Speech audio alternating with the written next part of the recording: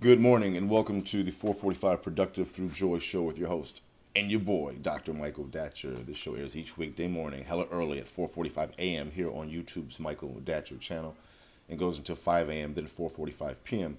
And goes until 5 p.m. on Facebook Live. Today we're talking about change and productivity. What is the connection between change and productivity? You can go to productivethroughjoy.com.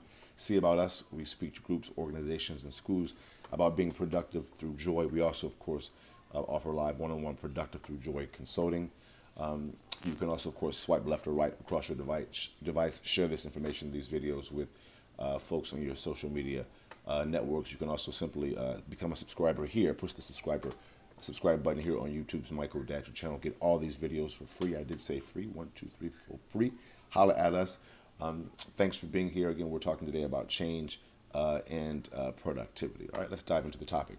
For those of you who are new to the show, this show airs each weekday morning again at 4:45 a.m. and goes until 5 a.m. Then 4:45 p.m. and goes until 5 p.m. on Facebook Live. We're a show aimed at entrepreneurs, those who have their own business, those who would like to own their own business, and those who simply like to live in abundance, like a boss. If that is you, you found the right place. As you may also be able to discern from the show's title, we're also interested in the ideal of using joy itself as a technology to move us towards our goals and objectives.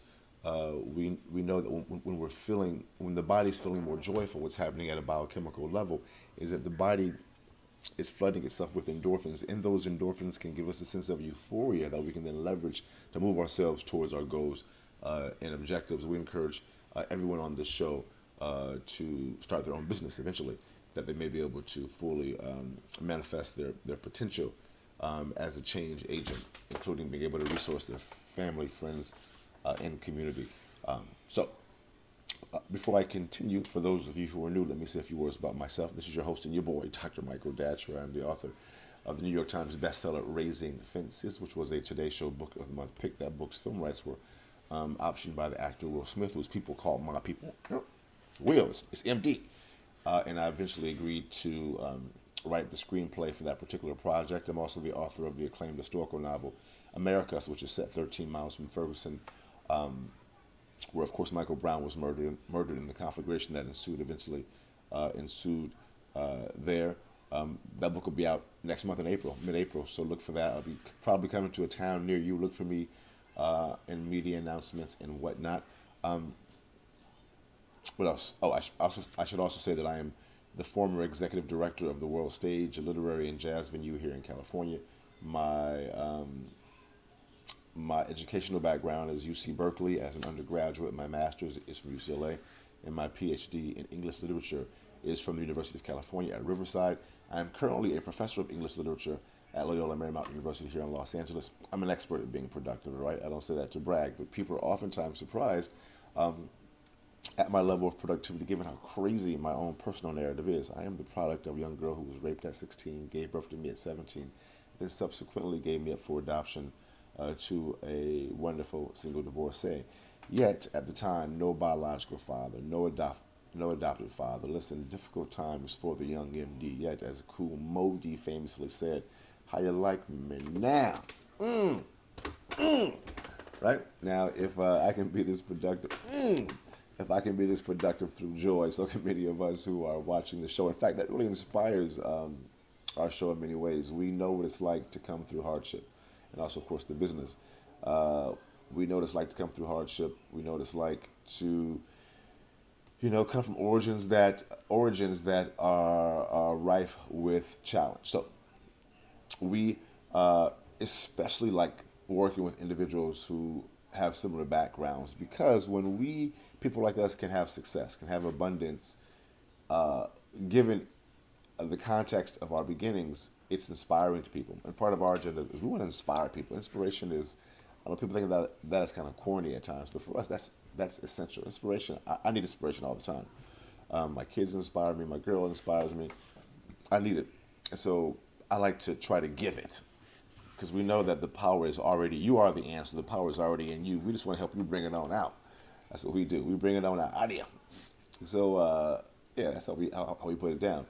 So we are interested in this idea of of helping people help themselves, especially by working on the inside, changing the inside first. So we'd like to also, as a way to talk about that in more detail, we'd like to also speak about in the morning show about the import of framing your day before your day has a chance to frame you. At times we'll wake up with trouble on our minds, and that trouble will follow us throughout our day, and it brings with it a concomitant stress.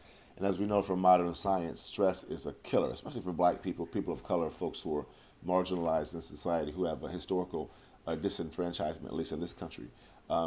Walking around in black skin with dreadlocks, listen, it's very complicated. I know black people are like, yep, right, yep.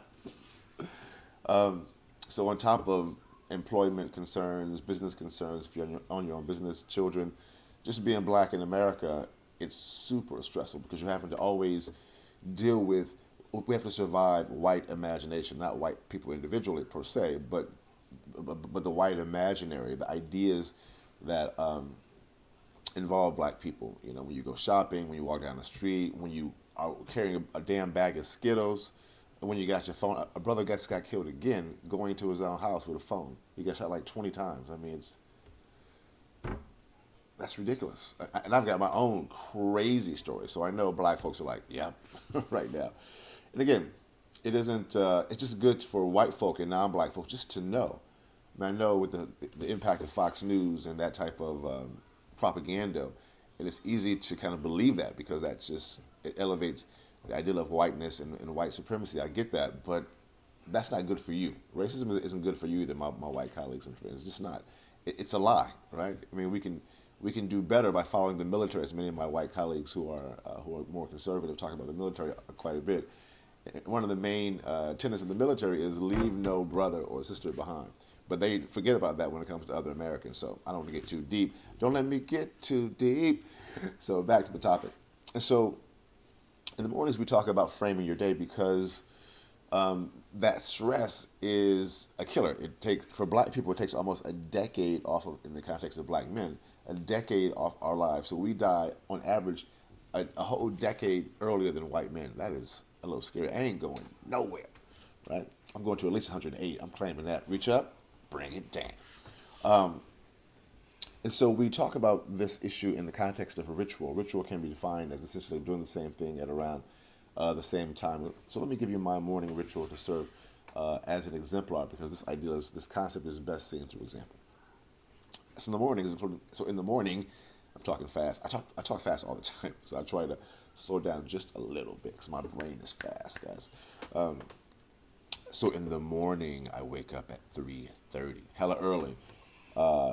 And I've done this for quite a while, waking up before 4 a.m. for a long time, and yeah, it's still a challenge.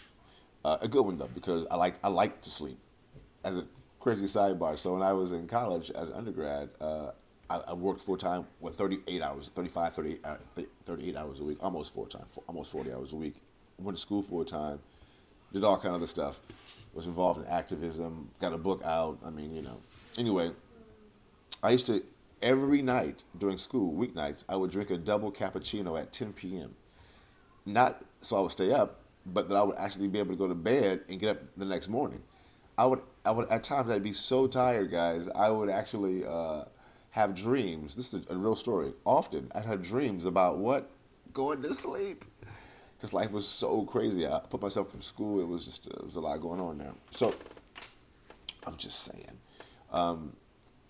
These types of challenges that the many folks go through are not simply in the purview of myself.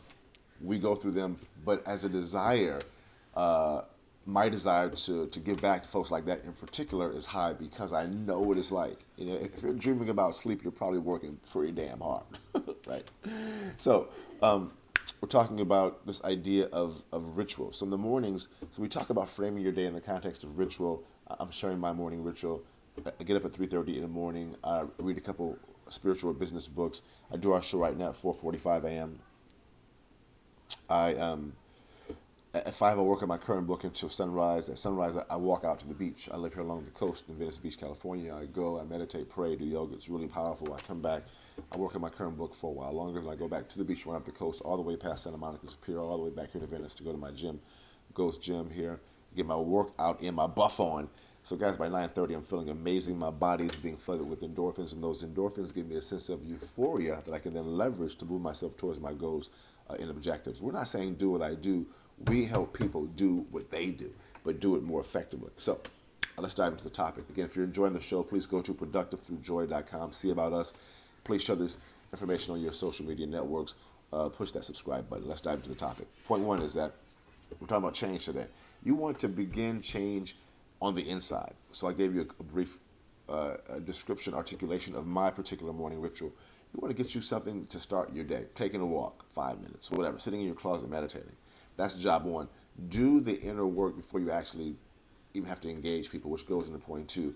As you do the inner work, you're going to be more joyful. Listen, if I don't meditate, I'm in trouble.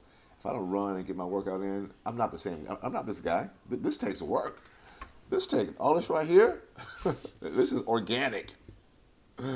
This takes work though, And when I don't do my due diligence on myself, I'm not this guy. I'm not like I'm horrible, but I'm not all like this at 4:59 in the morning, that's for sure.